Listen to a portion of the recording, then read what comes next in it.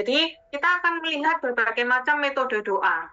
Mungkin kita secara tanpa sadar itu sudah melakukan beberapa metode doa yang akan saya jelaskan di sini. Contohnya, mungkin hampir semua di antara Bapak Ibu saya yakin pernah melakukan doa spontan. Itu juga merupakan salah satu metode doa. Ya. Atau mungkin juga pada waktu yang bukan mungkin ya, pasti di misa hari Minggu Bapak Ibu setelah bacaan pertama itu kan kita mendoakan Mazmur kan, ya sebagai Mazmur antar bacaan, Mazmur. Nah itu juga merupakan salah satu metode doa. Nah berbagai macam metode doa ini, bagaimanakah metode doa yang Teresiana? Ya. Nah jadi metode doa kalau kita ingat di dalam buku Jalan Kesempurnaan ya. Di awal itu saya pernah menjelaskan tentang bahwa Santa Teresa itu sebenarnya berusaha menyeimbangkan dua kelompok yang kelompok kiri dan kelompok kanan yang bersikap bagaimana sikap mereka tentang doa itu saling bertentangan. Yang satu hanya menekankan doa lisan atau doa oral, yaitu para teolog pada zamannya dia. Yang satu lagi lebih menekankan doa itu ya doa batin. Nah, itu yang dikenal dengan tokohnya namanya Erasmus ya. Nah, memang sebenarnya di dalam kehidupan gereja, doa itu bisa dikelompokkan menjadi dua. Doa lisan atau disebut doa oral dan doa batin. Doa lisan atau doa oral itu berarti doa yang diucapkan atau dibaca dari teks yang sudah ada. Dengan suara yang kita memang membaca. Nah, itu oral, membaca, lisan. Bisa juga membaca, misalnya kita berdoa sendiri, dulu pada waktu saya belum dibaptis, buku Katolik pertama yang saya punya itu adalah Puji Syukur. Pada waktu itu Puji Syukur pertama kali terbit menggantikan Mada Bakti. Di situ di Puji Syukur itu kan banyak sekali kumpulan doa ya. Kumpulan doa. Nah, saya mulai belajar berdoa dengan buku itu pada waktu itu saya masih SMP. Itu Puji Syukur Mada Bakti ini karena saya ingat saya ngefans dengan doa Mada Bakti nomor 14. Doa penyerahan sebenarnya. Ya. Ngefans doa dengan doa itu. Jadi saya baca semua. Karena waktu itu saya masih SMP, saya tidak ngerti bagaimana tentang doa. Pokoknya saya doa, ya sudah. Karena ada itu, saya tidak tahu di doa mau buat apa. Dalam doa mau buat apa, saya baca tuh doa satu-satu itu. Yang ada di dalam Mada Bakti. Ya. Nah, itu saya baca tidak perlu dengan suara yang keras. Saya baca dalam hati. Nah, itu adalah termasuk juga doa lisan. Ya, karena kita baca. Fokus kita ini baca. Ya. Jadi, bukannya tidak baik, baik. Karena sifat dari doa ini sebenarnya adalah apa? Kita berbicara dengan Tuhan. Ya, kita berbicara kepada Tuhan dan Tuhan mendengarkan. Ini sifat dari doa itu. Jadi bukannya doa oral itu bukannya jelek, tidak. Baik. Cuman kalau sudah akhirnya mengatakan hanya doa ini yang benar, nah itu salah. Ya, itu tidak boleh begitu. Nah, apa contoh-contoh doa lisannya? Tadi saya sudah menunjukkan contohnya yang saya ucapkan, itu doa lisan secara yang spontan, ya, atau yang bacaannya itu dari apapun juga yang saya baca. Ya. Jadi, contoh yang lain misalnya apa? Doa Rosario, ya. Doa Bapa Kami, doa Salam Maria, Jalan Salib, Mazmur, dan doa-doa yang dirumuskan dalam buku ya yang tadi saya sebutkan ya yang sudah saya lakukan pada waktu saya masih SMP itu. Kemudian jenis yang kedua, kategori yang kedua itu adalah disebut sebagai doa batin. Nah, berbeda dengan doa lisan.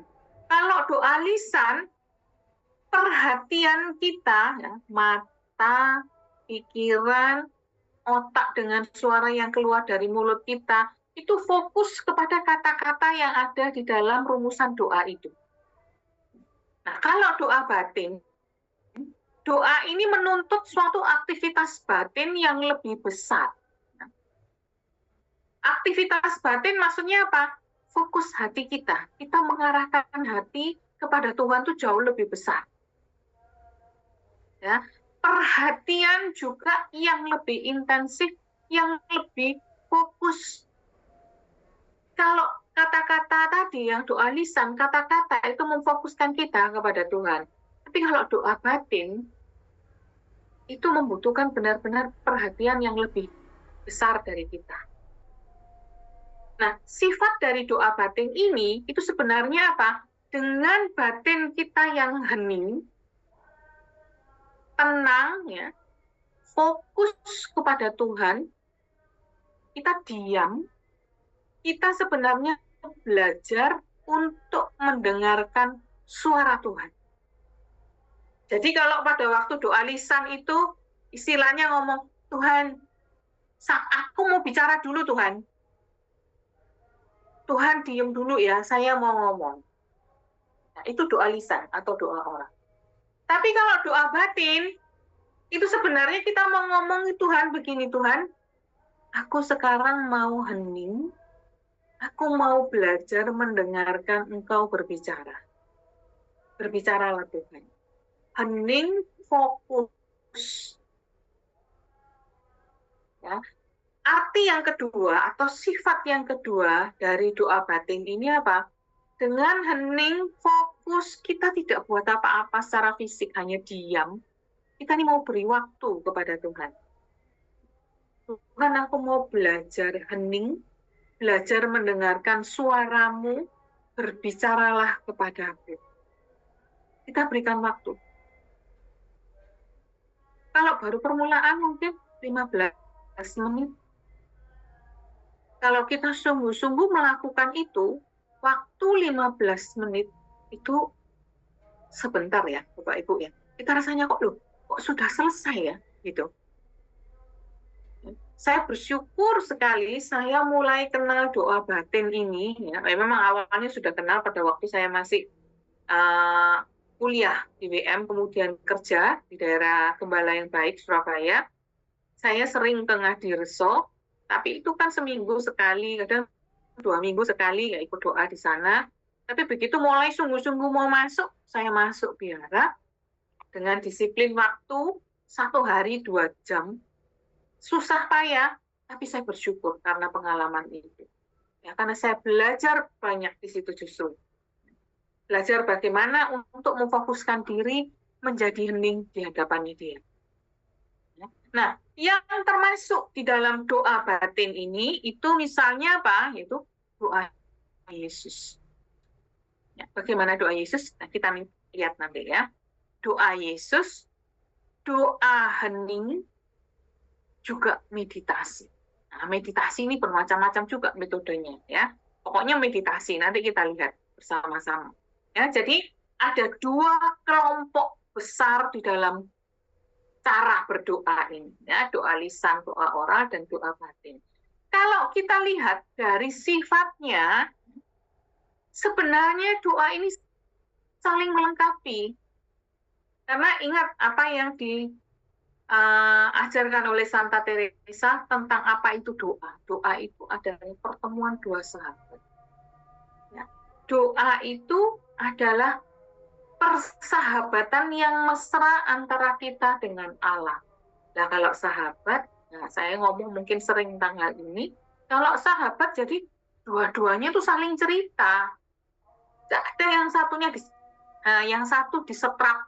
Tahu ya Bapak Ibu, strap. Kalau saya dulu waktu kecil masih sering dengar kata strap. Disuruh diem untuk mendengarkan kita ngomong. Nah, itu kalau hanya penekanan doa orang atau doa lisan. Jadi Tuhan disuruh jadi patung, suruh dengarkan kita. Nah, jadi tidak ada doa batin. Nah, jadi kalau kita lihat sebenarnya dua-duanya harus berbicara, maka dua-duanya itu harus merupakan komban. Dijadikan satu. Ada saatnya kita melakukan doa lisan, ada saatnya kita juga melakukan doa batin. Ya, harus seimbang hal ini. Tidak boleh berat sebelah. Ya. Ini tentang 2 metode cara berdoa ini. Ya. Nah, sekarang kita lihat satu persatu.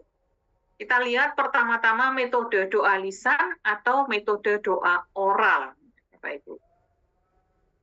Yang pertama, metode yang pertama dari doa lisan itu adalah doa Mazmur. Mazmur itu satu buku Mazmur. Itu mengungkapkan berbagai macam situasi hidup dan batin kita di hadapan Allah. Dulu pada waktu saya pertama kali ikut persekutuan doa, saya senang dengan satu Mazmur, yaitu Mazmur 23. Tuhan adalah gembalaku, ada lagunya juga ya. Karena saya waktu itu ikut kurnya persekutuan doa, jadi saya hafal banget Mazmur itu, dan saya suka sekali dengan isinya. Tuhan adalah gembalaku, aku tak akan berkekurangan. Pokoknya dia selalu yang melindungi kita. Jadi berbagai macam situasi hidup kita itu ada di dalam Mazmur ini. Bagaimana kita mengungkapkan situasi hidup dan batin kita di hadapan Allah. Itu ada banyak di dalam Mazmur. Selain itu, doa Mazmur ini juga mengungkapkan bagaimana hubungan kita dengan sesama. Nah, itu doa Mazmur. Jadi isi doa Mazmur itu macam-macam. Ada pujian, ada sembah sujud, ada juga penyesalan, ya. Ada juga bagaimana kita mau meresapkan sabda Allah dan dibantu oleh doa Mazmur itu. Kemudian juga ada bicara tentang peristiwa keselamatan. Bahkan juga ada Mazmur yang mengungkapkan bagaimana hati seorang manusia yang berontak. Ya, itu ada semua di dalam doa Mazmur ini. Nah, doa Mazmur ini bisa didoakan sendiri, bisa didoakan juga bersama-sama. Didoakan sendiri, nah misalnya, seperti yang saya katakan tadi, saya senang dengan Mazmur 23. Kadang kalau saya lagi suntuk, saya baca Mazmur itu sendiri. Ya. Nah, bisa juga didoakan bersama-sama. Caranya macam-macam. Sendiri juga bisa dinyanyikan, didaraskan, bisa juga dibaca. Bisa juga, saya pernah menyanyikan sendiri lagu Mazmur 23, Tuhan adalah gembalaku. Nah, kalau didoakan bersama, bisa juga dengan cara dinyanyikan, didaraskan, atau dibaca. Bersama ini contohnya apa? Yang ada di dalam biara yang dilakukan oleh para suster, romo, frater dalam biara. Mereka melakukan ibadat pagi, ibadat siang, ibadat sore, ibadat malam. Biasanya setiap ibadat, pada pagi, siang, sore, itu satu kali ibadat itu ada 3 Mazmur, kemudian masih ada kidung Maria, kidung Sakaria atau kidung Maria, atau kalau ibadat malam ada kidung Simeon, ya. Nah, ini dinyanyikan kadang, ya, kadang didaraskan, kadang dibaca bergantian. Contoh, saya sudah menyiapkan satu contoh kalau misalnya Mazmur itu didaraskan. Ya, sebentar, saya lewati dulu yang ini. Nah, ini.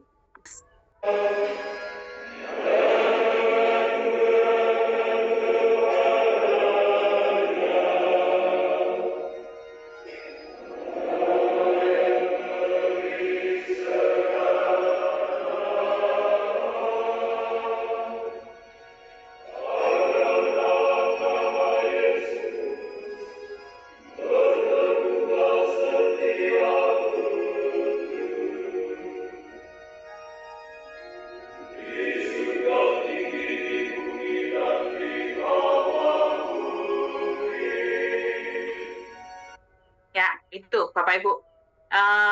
Contohnya kira-kira begitu. Nah, kalau kita melihat ya, mendengarkan iramanya, suasananya, masuk ke dalam doa itu, sebenarnya doa ini juga bisa membawa orang kepada keheningan. Rasa enggak, Bapak Ibu? Ya. Jadi, terus mencoba membawa kita masuk di dalam doa itu. Jadi kalau kita hayati kata-kata di dalam Mazmur itu, jadi doa ini tidak mungkin kata-katanya itu cepat sekali, tidak mungkin. Pelan-pelan dihayati menurut nadanya. Ya, itu juga bisa membawa kita kepada kontemplasi. Ya, Bapak Ibu. Nah, kembali ke yang sebelumnya. Ya, nah, jadi ini adalah contoh-contoh dari Mazmur ya. Saat yang tadi saya katakan Mazmur itu ada Mazmur pujian, ada Mazmur pujian kepada penyembahan kepada Allah, penyesalan dan sebagainya. Ini sembah sujud, penyesalan. Kemudian ada juga kalau Mazmur yang membantu kita untuk meresapkan sabda Allah, itu biasanya sering kita dengar di gereja, ya, antara bacaan pertama dan bacaan kedua. Mazmurnya pasti ada kaitannya dengan bacaan pertama dan mengantar kita untuk mendengarkan bacaan kedua. Ya, ini arti daripada Mazmur antar bacaan di dalam misa. Ya. Juga ada Mazmur yang isinya sebenarnya merupakan pujian tentang peristiwa keselamatan. Dan juga yang saya katakan tadi, ada juga merupakan suatu ungkapan pemberontakan hati. Ya, jadi Mazmur ini lengkap sebenarnya. Artinya apa? Bahwa doa kepada Tuhan itu bukan hanya doa yang sudah diatur begini, bukan. Semua peristiwa kehidupan kita, apapun yang terjadi dalam kehidupan kita, bawa dalam doa. Bawa kepada Tuhan. Itu intinya sebenarnya. Contohnya ada di dalam Mazmur.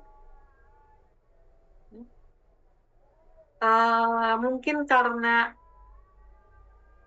saya satu-satunya Katolik di dalam keluarga, dan saya anak paling kecil dalam keluarga. Kami ber-9, saya nomor 9. Biasanya ini anak paling kecil di keluarga, walaupun umurnya sudah gede, sudah hampir tua, itu tetap dianggap paling kecil, anak kecil.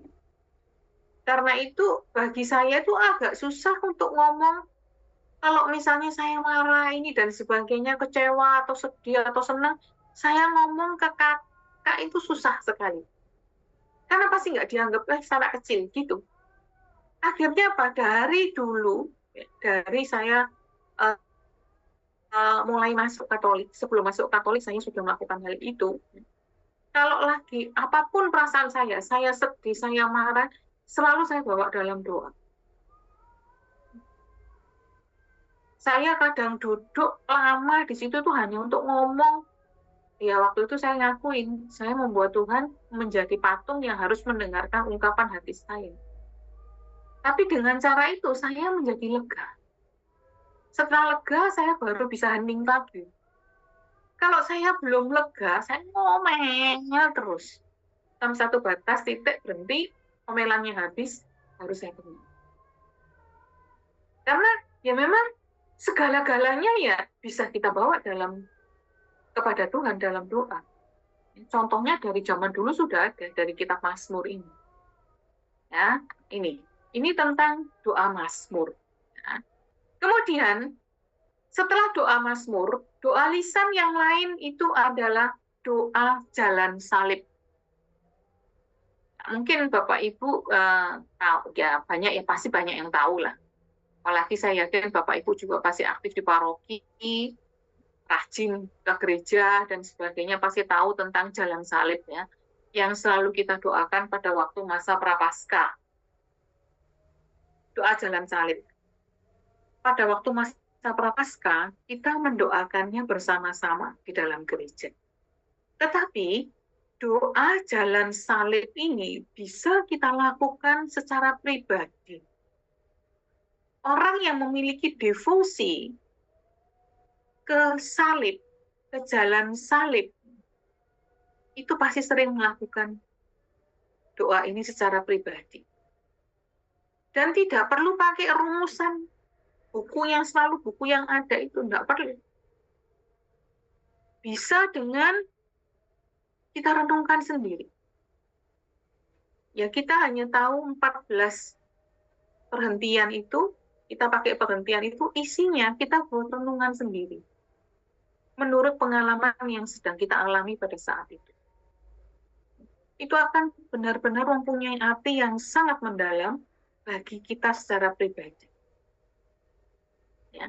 Nah, tujuan dari doa jalan salib itu sebenarnya adalah apa? Supaya kita bisa ikut merasakan bersama Yesus penderitaan yang ditanggung oleh Yesus.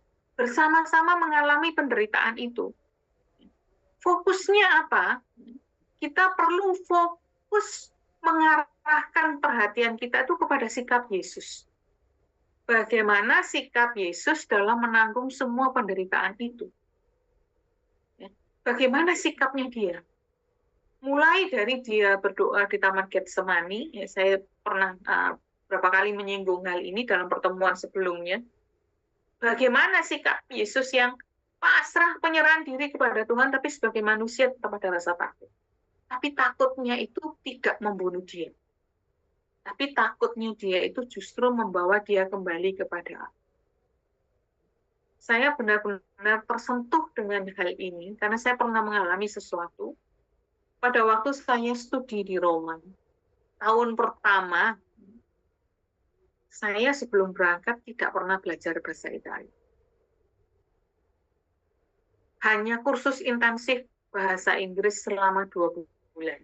Setelah itu langsung berangkat. Di sana tidak ngerti satu patah kata pun bahasa Italia.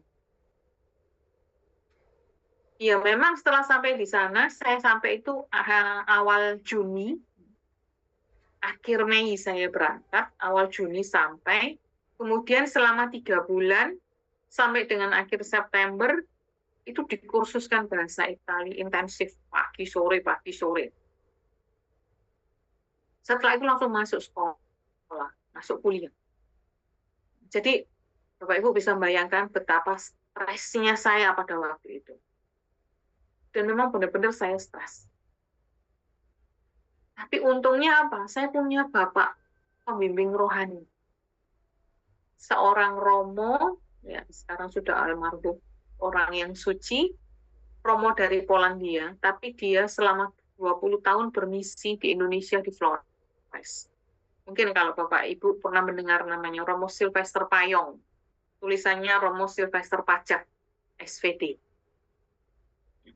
Saya biasanya rutin, maksudnya itu sering datang ke tempatnya beliau. Beliau itu bapak rohaninya para romo-romo yang romo-romo Indonesia dan Afrika yang studi di Roma. Nah, kebetulan waktu itu saya diserahkan ke beliau oleh Romo Yohanes.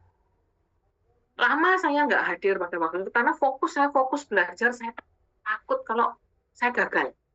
Nah, satu takut gagal. Dan takut ini terus menggerogotin diri saya. Bener-bener ketakutan yang luar biasa. Lah saya nggak ngerti. Sampai akhirnya suatu hari saya ditelepon oleh Romo Payong. Romo Payong ngomong, kamu bagaimana kabarnya, kok tidak ada beritanya, dan sebagainya. Sebelum saya ngomong apa-apa, Romo itu sudah ngomong ke saya. Jangan sampai ketakutan membunuhmu, menjauhkan kamu dari Tuhan. Dari situ tuh kata-kata, hanya kata-kata itu langsung kayak mukul saya. Iya ya. Lah saya langsung ingat apa yang dikatakan oleh Yesus di Taman Getsemani itu. Yesus ketakutan luar biasa sampai keringat darah. Saya enggak sampai keringat darah. Ya, tapi benar-benar ketakutan. Yesus juga benar-benar ketakutan, lebih ketakutan dari saya sebagai manusia pada waktu itu sampai keringat darah. Tapi dia tetap pasrah kepada Tuhan. Setelah itu, saya merasakan suatu kedamaian, tenang, saya jalan. Bahkan pernah, yaitu jatuh bangun ya, karena saking ketakutannya, saya daftar ujian sudah masuk nomor 1 seharusnya, nggak berani masuk, saya tunda, saya suruh orang lain masuk dulu sampai terakhir baru saya masuk. Itu sampai terjadi begitu, Bapak. Ya. Ketakutan ini bisa membunuh kita. Tapi kita melihat dari sikap Yesus. Bagaimana dia menanggung semua penderitaan itu. Itu yang akan memberikan kekuatan kepada kita. Itu fokus kita ya di dalam doa jalan salib.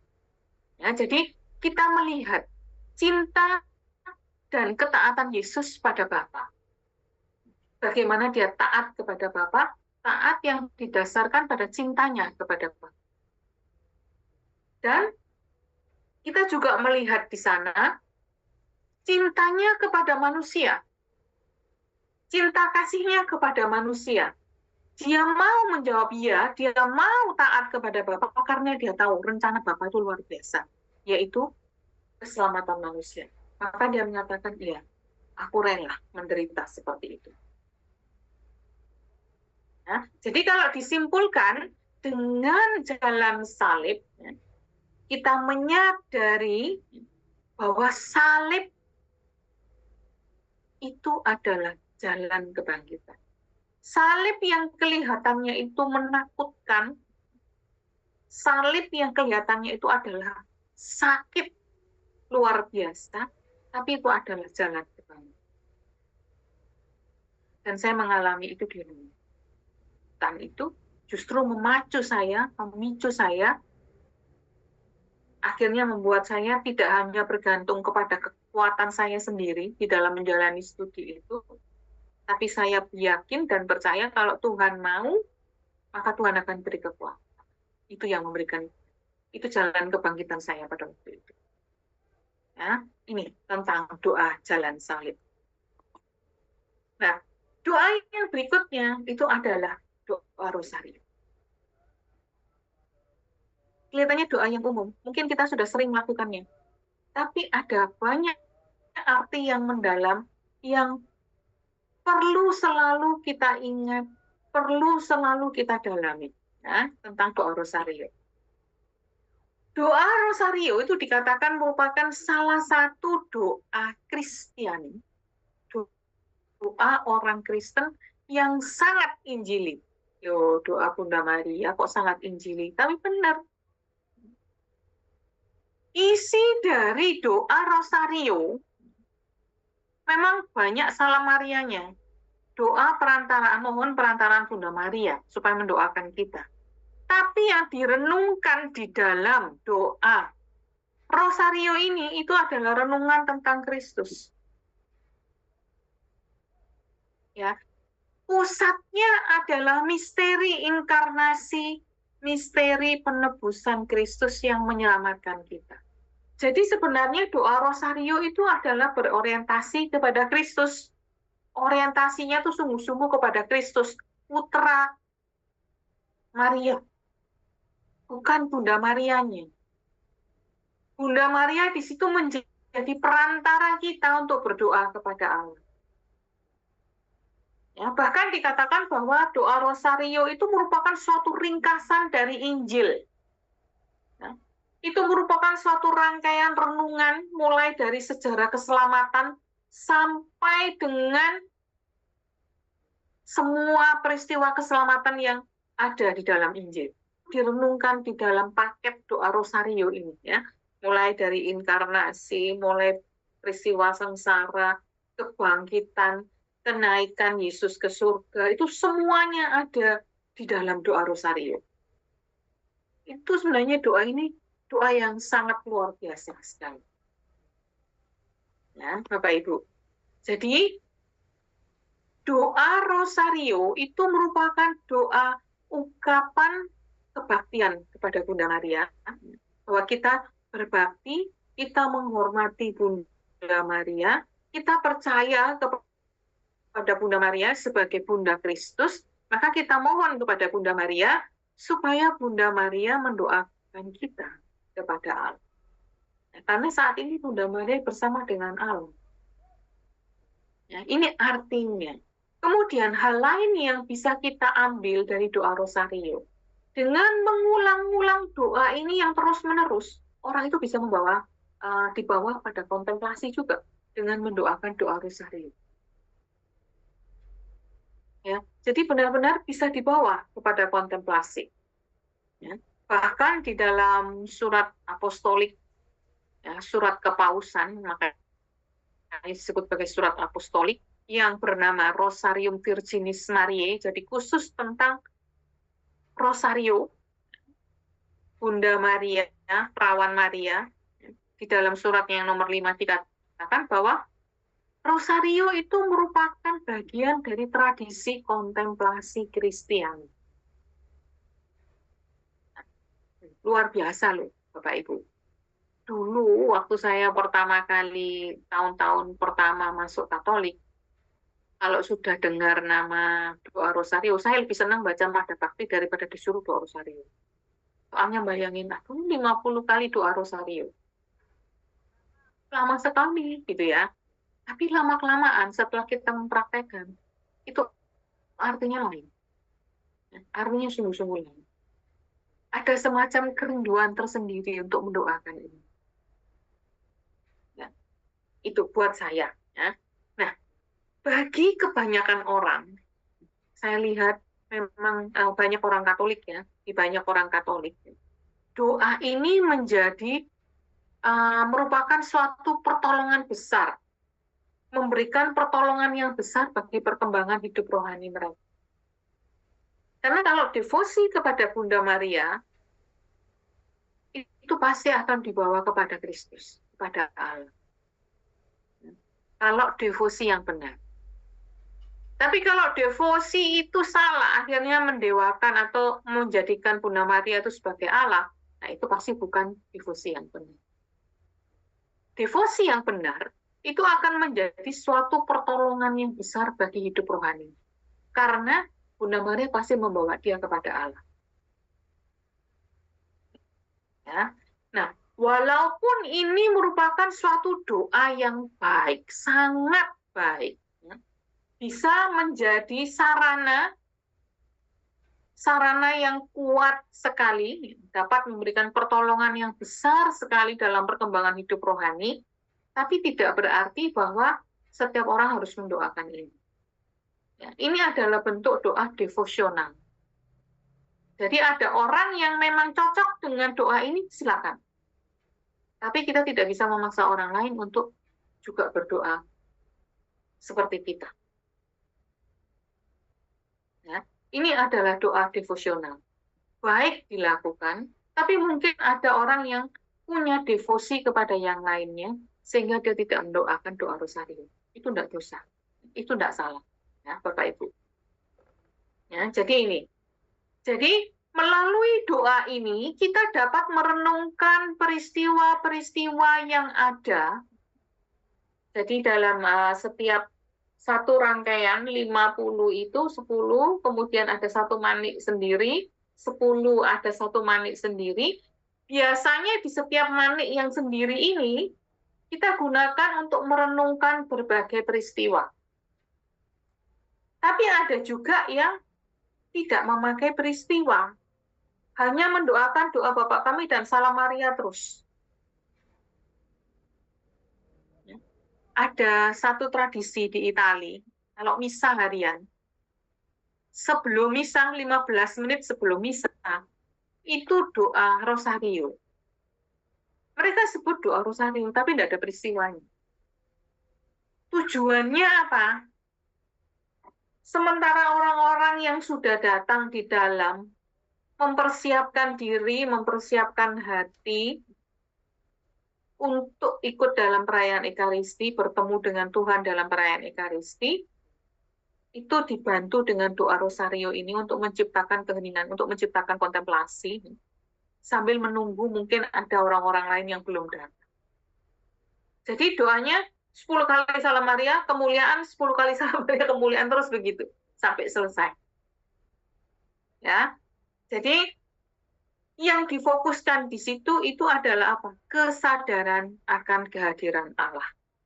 Bukan peristiwanya, tapi kesadaran, berusaha menyadari kehadiran Allah yang ada di hadapannya pada saat itu. Ya, jadi Rosario itu merupakan devosi atau ibadat pribadi, jadi tidak bisa diwajibkan untuk semua. Tapi itu adalah ibadat pribadi, devosional. Ya, ini Rosario. Nah, ini berbagai peristiwa Rosario. Saya yakin Bapak Ibu yang rajin atau difusi kepada doa rosario, tahu semua peristiwa-peristiwa ini, harinya, dan sebagainya ya. Nanti Bapak Ibu bisa lihat sendiri di bahan atau materinya yang sudah saya berikan ke Pak Galen, pasti sudah dimasukkan di grup. Nah, berikutnya setelah doa rosario itu adalah doa spontan ya Bapak Ibu. Jadi doa yang diungkapkan sebagai dorongan hati. Dorongan hati untuk bercakap-cakap dengan Allah. Tidak perlu dibuat-buat. Sederhana, tapi itu sungguh-sungguh merupakan ungkapan hati kita. Ya, jadi doa spontan ini sebenarnya adalah doa untuk menyampaikan kepada Allah itu semua yang ada dalam hati kita. Ya, persoalan kita, pengharapan kita, pujian, syukur, permohonan, ataupun kerinduan kita kepada Allah, kita ngomong di dalam doa spontan. Memang harus dibedakan doa spontan yang kita sampaikan pada waktu kita sendirian, hanya dengan Allah saja, atau doa spontan yang kita buat di hadapan banyak orang, bersama-sama dengan orang, atau memimpin doa dengan doa spontan. Harus dibedakan.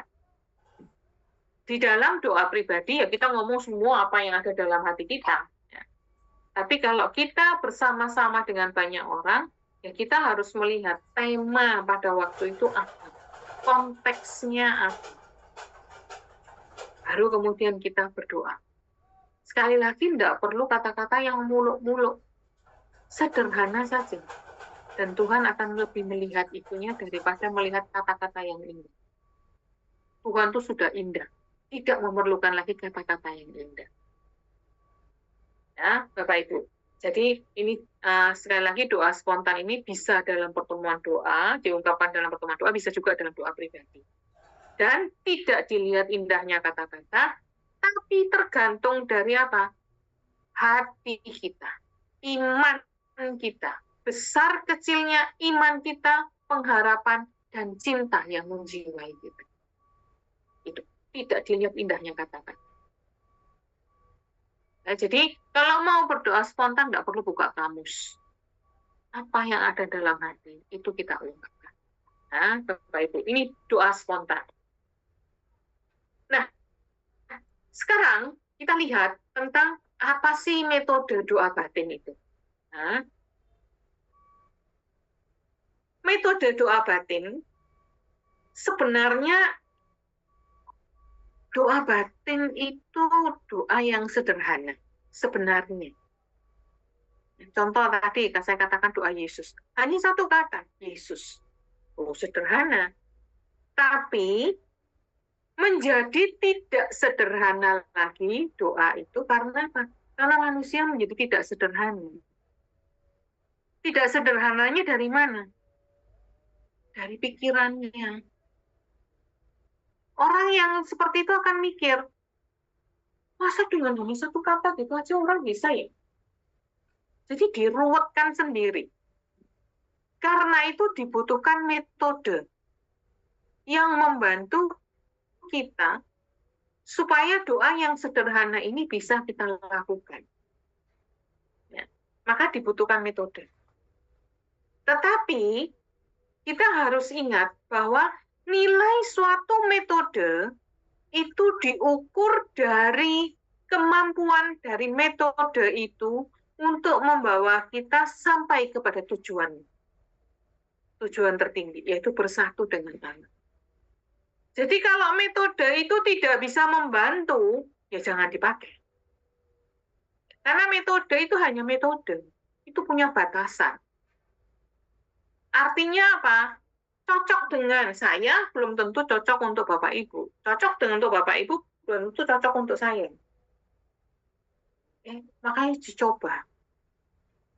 Dan banyak para guru doa, ya, Santo Santa juga Bapak Gereja mengatakan, jangan sering berganti metode doa.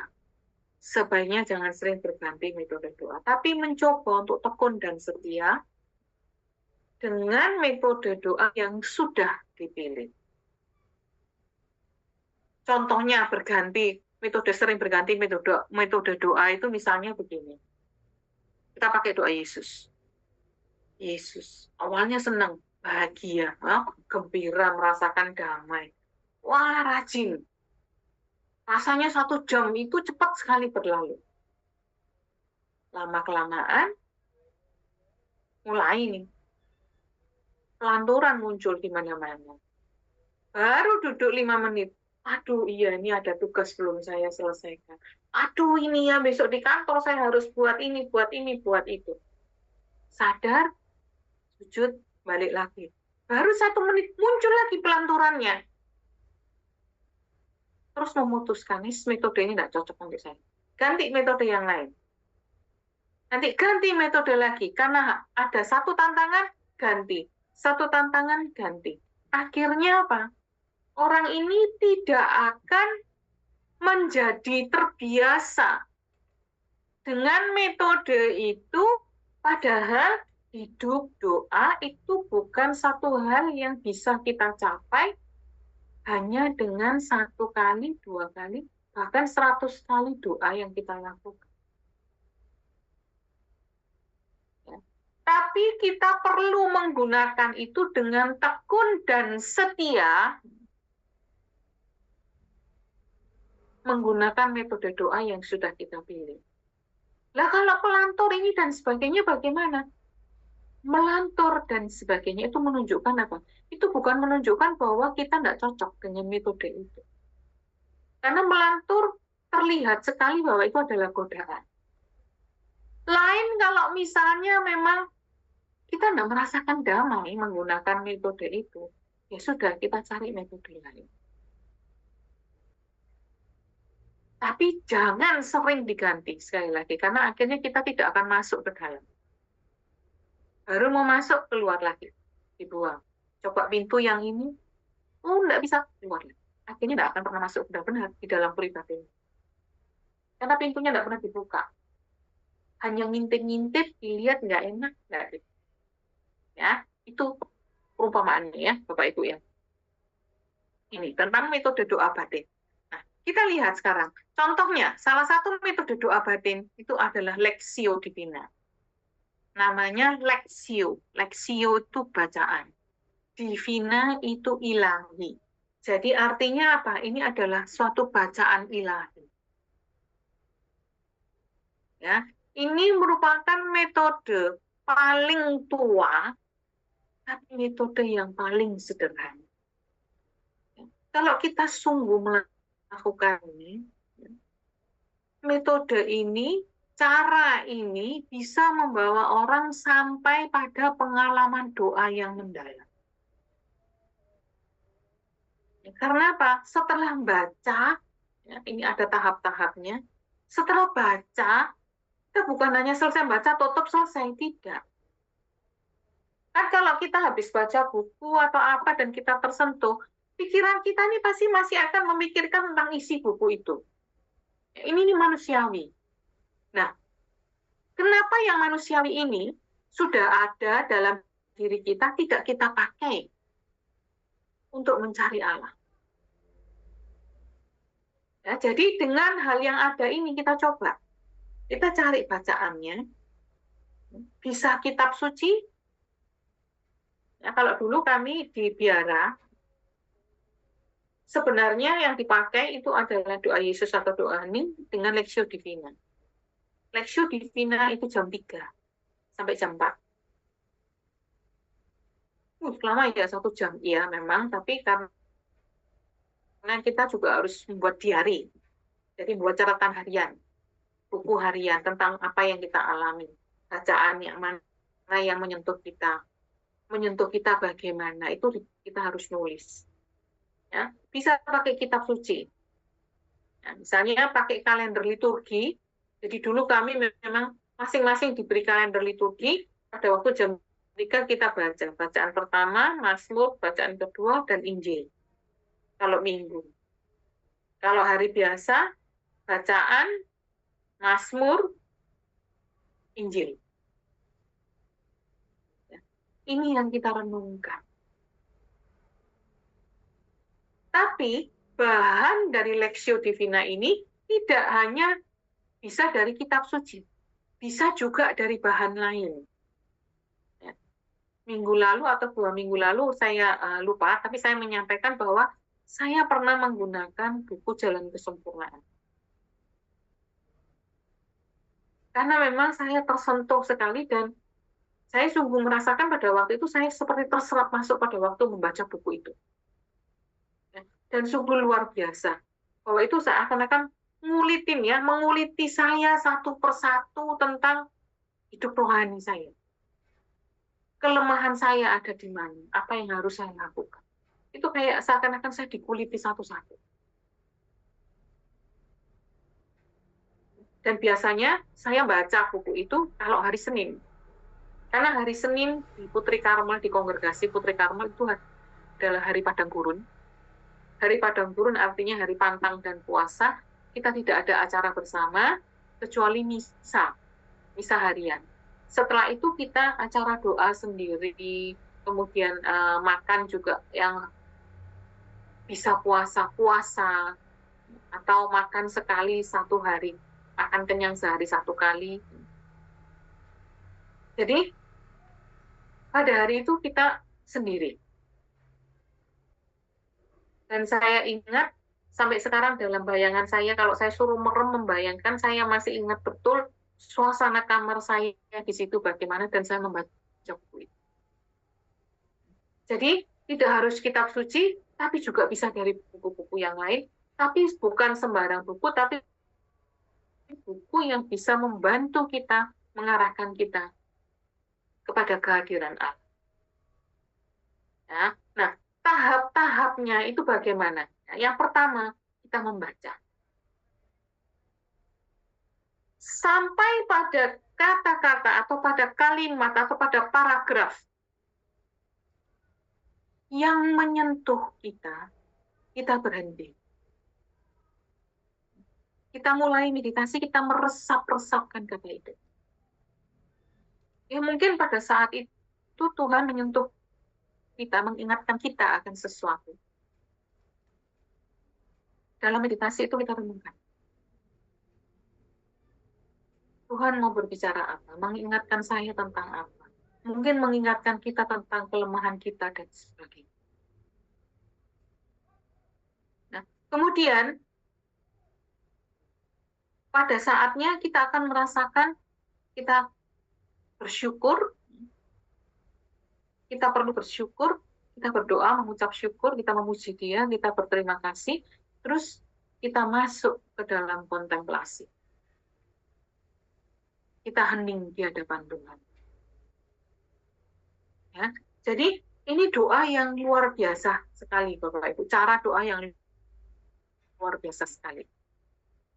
Benar-benar kalau kita lakukan, ini bisa membawa kita kepada kontemplasi dengan merenungkan kata-kata yang dipakai oleh Allah untuk menyentuh kita secara pribadi. Masing-masing bisa berbeda-beda. Nah, masing-masing bisa berbeda-beda. Nah, metode yang kedua dari metode doa batin itu adalah doa nama. Disebut sebagai doa nama atau doa Yesus. Doa ini sangat-sangat sederhana. Saking sederhananya, ternyata luar biasa sekali. Yang amat besar. Ya, saya ingat sharingnya Pak Ruli, pada waktu marah sampai luar biasa, ya sampai gemeteran, dia bawa dalam doa Yesus, sampai akhirnya dia secara tidak sadar marahnya hilang. Saya juga pernah merasakan hal itu. Bukan merasakan ya, saya sadar loh kok saya nggak marah ya di begitu. Bukan. Biasanya saya ini orangnya mudah tersinggung karena luka batin masa kecil. Pada waktu saya ikut doa Yesus pagi, memang retratnya adalah retrat penyembuhan batin. Terus saya ikut doa Yesus. Dalam doa Yesus itu sekali lagi saya mohon kuasa penyembuhan Tuhan untuk menyembuhkan luka batin. Saya nangis, saya merasakan damai. Pada waktu keluar saya digoda. Kalau saya digoda seperti itu, biasanya saya pasti langsung marah. Kasar pasti omongan saya langsung. Tapi pada waktu itu saya bukannya marah, malah saya menjawab godaannya itu dengan, ya pokoknya menjawab lah olok-olokan itu, tapi tidak dengan marah. Ya, tidak dengan marah. Nggak lama kemudian saya baru sadar ini. Saya kok nggak marah ya? Ya, jadi doa Yesus ini mengubah orang karena bisa membawa orang dalam suatu kedalaman yang amat besar. Ya. Bisa menghantar orang untuk mengalami Allah. Mengalami Allah yang hadir di dalam dirinya, di luar dirinya, di dalam segala sesuatu yang ada. Doa ini doa yang sederhana, ya, terletak hanya pada kuasa nama Allah, tidak ada yang lain. Hanya pada nama Yesus. Ya. Teorinya, dengan menyerukan nama Allah, Yesus, berarti kita panggil dia. Kita memanggil dia secara pribadi, supaya dia secara pribadi juga hadir dalam diri kita. Ini inti dari doa nama atau doa Yesus. Caranya bagaimana?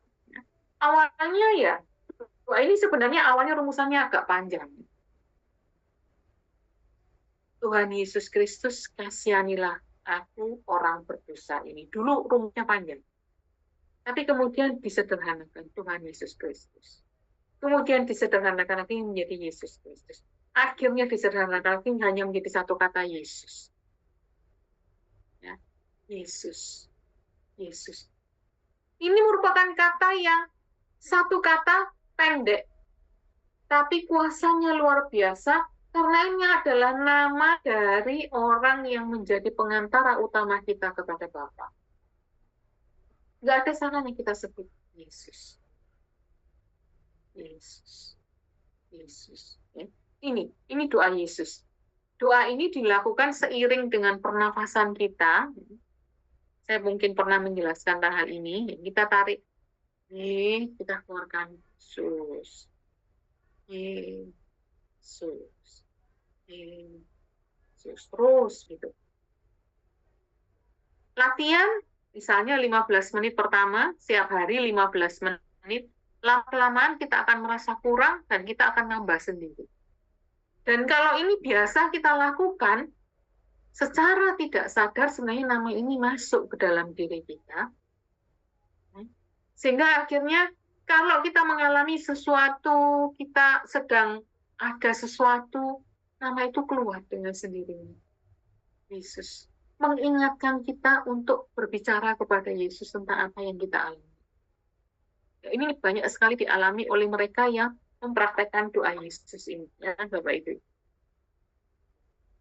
Nah, dari semua metode doa ini, metode doa batin Teresiana itu yang bagaimana sih? Contohnya itu yang bagaimana? Ya. Nah, konteks doa. Kalau kita mau melihat contoh dari metode doa batin yang Teresiana, kita ingat kembali dulu tentang konteks doa menurut Santa Teresa. Santa Teresa mengatakan di dalam Libro della Vita, bab 8 nomor 5, dikatakan, pada hemat saya, doa batin itu bukan lain daripada sharing. Sharing mesra antara sahabat. Kalau sharing mesra antar sahabat, sudah sharing mesra antar sahabat, berarti pasti sering terjadi. Kalau nggak sering-sering ketemu, sahabat semakin erat itu rasanya pengen ketemu terus. Pasti sering mengambil waktu untuk sendirian dengan dia. Dia siapa? Dia yang kita tahu bahwa dia itu sayang saya. Saya tahu bahwa dia itu mengasihi saya. Kita kenal dan kita tahu bahwa dia mengasihi saya. Ini prinsipnya. Ya. Jadi di sini Santa Teresa itu menonjolkan sifat afektif. Ya, afektif ini berkaitan dengan perasaan dari doa batin itu. Jadi doa itu jangan hanya pemikiran seperti yang dilakukan oleh para teolog ya, dan penalaran tentang Allah saja. Perlu teologi ya, belajar tentang Allah secara logis, secara nalar, tapi jangan hanya ini, tapi afeksi juga perlu. Nah, ini doa batin perlu ini.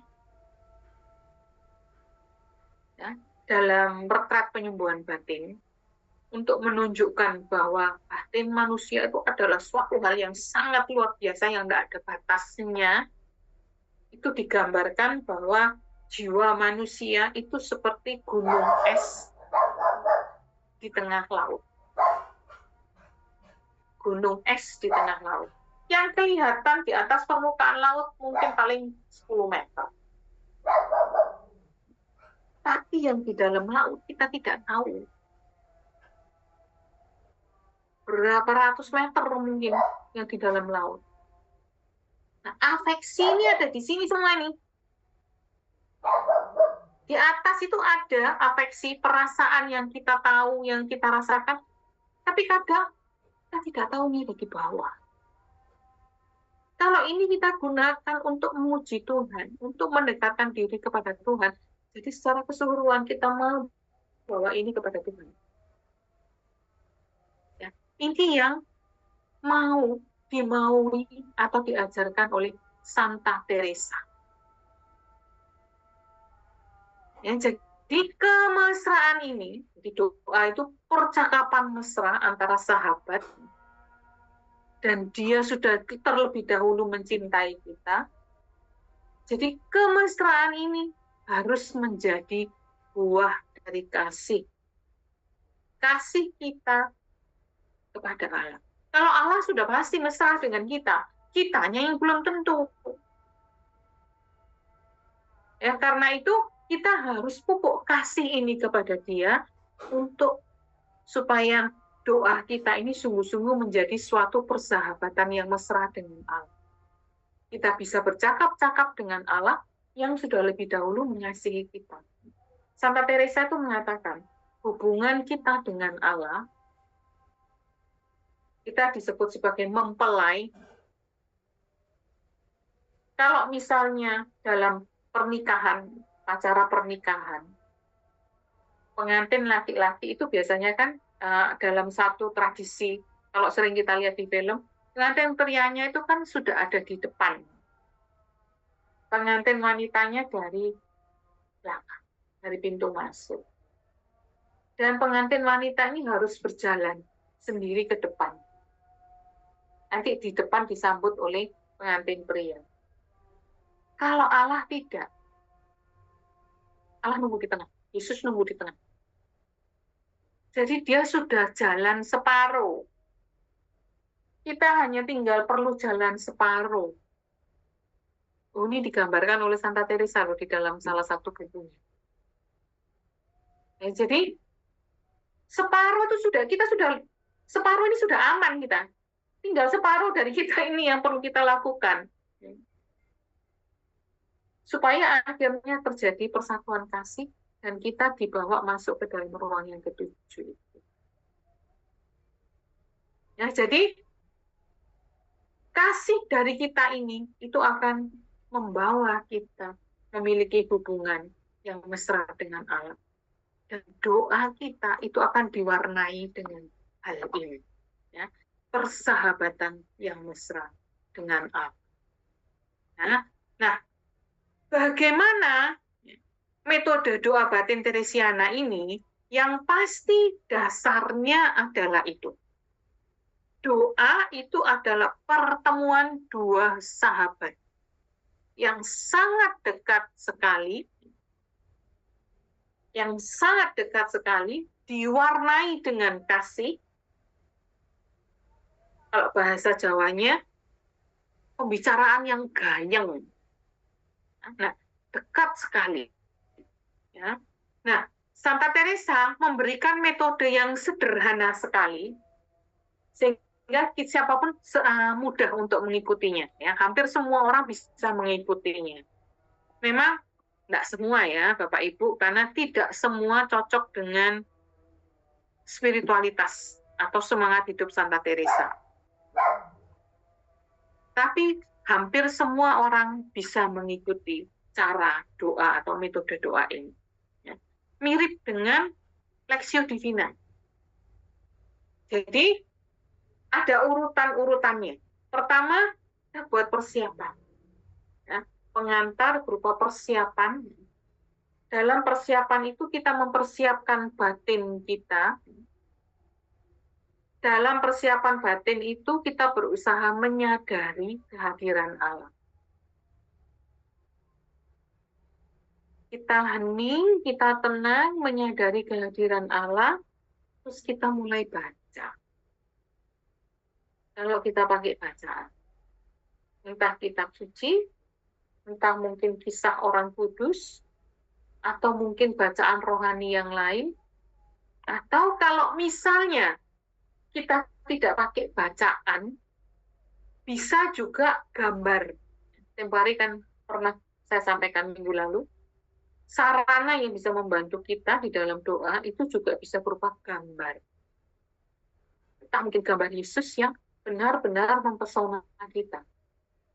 Ya, saya ungkapkan, saya juga pernah pakai gambar manusia kain kafan. Jadi kita bisa pakai gambar. Begitu. Kita memandang Yesus. Pelan-pelan kita tutup mata, kita masuk di dalam meditasi. Kita bercakap-cakap dengan Tuhan. Apa yang ada di dalam batin kita itu? Kita merasakan damai, kita merasakan kasih, apa yang terjadi? Kita sampaikan kepada Tuhan. Terus kita hening. Kita sudah ngomong, selesai, Tuhan, sekarang aku mau belajar mendengarkan Engkau berbicara kepadaku. Berbicaralah Tuhan, terus kita hening. Dalam hening, kita kembali bisa pakai doa Yesus. Bisa juga hanya hening. Ada orang yang benar-benar tidak bisa kalau sudah hening, pikirannya jalan. Bisa akhirnya pakai Yesus. Yesus. Biasanya lebih baik pakai timer ya Bapak Ibu. Kita buat waktu, kita komitmen waktu, Tuhan aku mau persembahkan waktu ini untukmu. Misalnya, awalnya kita buat 20 menit, kita timer 20 menit. Begitu mulai masuk ke dalam meditasinya, baru kita siapkan timernya. Nah, kita pasang timernya, timer bunyi, selesai, kita ucapkan syukur. Terima kasih Tuhan, aku bersyukur kepadamu, kita ucapkan syukur kita berdasarkan apa yang kita alami pada waktu itu, dan mungkin karena kita sungguh-sungguh tersentuh pada waktu itu, ada sesuatu yang menyentuh kita yang membuat kita kemudian bisa mempersembahkan sesuatu kepada Allah. Misalnya, kita ditegur dalam doa itu. Kok kamu hari ini pemarah? Kita diingatkan dalam beberapa kali kita marah, misalnya. Nah, dalam persembahan itu kita mempersembahkan diri kita berjanji untuk mencoba menahan emosi. Mencoba untuk berbuat kasih, menjadi lebih sabar. Setelah itu kalau misalnya kita punya permohonan, ada sesuatu yang mengingatkan kita, ya kita berdoa misalnya mohon. Kita berdoa untuk orang lain dan sebagainya. Kita masukkan di sini. Nah, ini adalah metode doa yang sederhana menurut Santa Teresia, menurut Santa Teresa Avila, doa batin yang sederhana. Jadi tidak harus selalu begini ya Bapak Ibu ya. Maksudnya tambahannya kalau tidak ada ya sudah tidak apa-apa. Selesai kita tutup.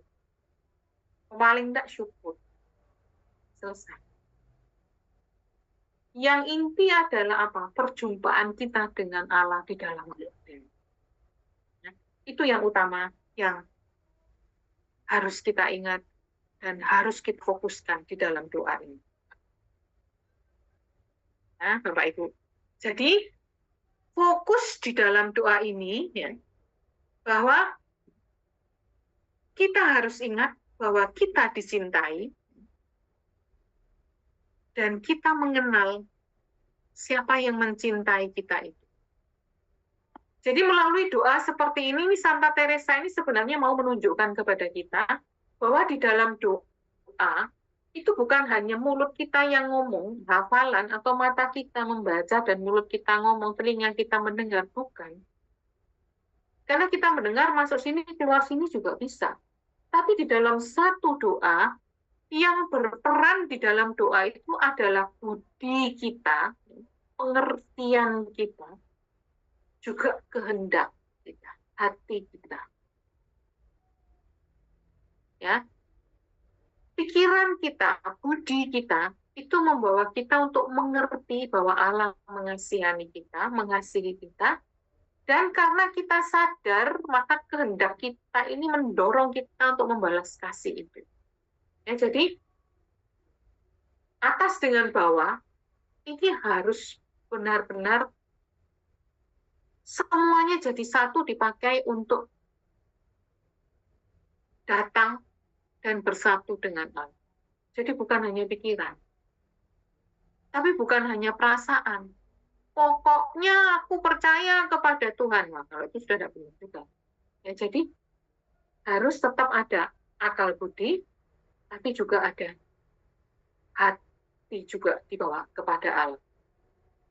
Ya, ini yang sebenarnya mau ditekankan Santa Teresa melalui kata-kata ini. Ya, kita dicintai dan kita mengenal cinta itu, dan itu diwujudkan di dalam metode doa yang tadi saya jelaskan, metode doa batin Santa Teresia. Ya, metode doa batin Teresian. Ya, Bapak Ibu. Jadi ini ada pengantarnya, tadi sudah kita lihat. Nah, itu adalah persiapan ya, untuk membantu kita mengarahkan, menyadari kehadiran Allah, mengarahkan diri kita kepadanya, mungkin dengan doa pendek, atau mungkin dengan faal iman, ya, aku percaya Tuhan kepadamu, aku mengasihi engkau Tuhan, itu faal iman. Ya, kemudian berbicara secara mesra kepada Allah, kita berkontak dengan Allah, bacaan yang kita bisa pilih yang sesuai dengan kita, ya, yang memang bisa membawa kita, menyadarkan kita akan kebenaran, akan Allah, akan kasih Allah. Ya. Kemudian di dalam meditasi yang menjadi inti itu adalah apa? Karena membaca saja itu tidak cukup. Jadi kita butuh refleksi. Itu yang terjadi di dalam meditasi. Sampai pada hal yang menyentuh, berhenti. Kita renungkan, kita refleksikan. Semua kebenaran tentang Allah, semua kebenaran iman itu kalau kita renungkan dengan sungguh, itu bisa menyatakan bahwa Allah itu mengasihi kita lewat kata itu.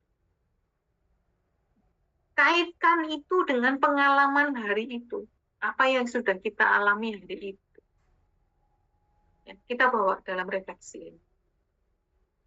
Ya, baru kemudian kita masuk di dalam percakapan kita. Ya, jadi ini, ya, yang perlu kita lakukan di dalam doa batin Teresiana ini. Jadi, Bapak Ibu, ini semua adalah metode doa yang bisa dipilih. Kombinasikan antara doa oral atau doa lisan dengan doa batin. Dari metode-metode itu, kalau sudah dipilih, tapi kita merasa bahwa metode itu tidak menolong, maka kita perlu mencari metode yang lain yang lebih sesuai dengan kita. Tapi sekali lagi, ya, kita harus ingat, jangan terlalu mudah ganti metode juga. Coba dulu, setia dan tekun pakai metode itu. Kalau memang benar-benar sungguh-sungguh tidak bisa dipakai, nggak bisa tenang, ini apa segala macam, ya sudah, ganti, cari yang lain. Ya, Bapak Ibu. Ini adalah semua tentang metode doa yang bisa saya berikan. Silakan Bapak Ibu menggunakannya. Pilih salah satu, coba itu digunakan. Jatuh bangun tetap harus dilalui. Karena apa? Karena si kuasa jahat tidak akan pernah mau kalau kita mau mendekatkan diri kepada Tuhan. Pasti akan berusaha digagal. Ya, itu Bapak Ibu.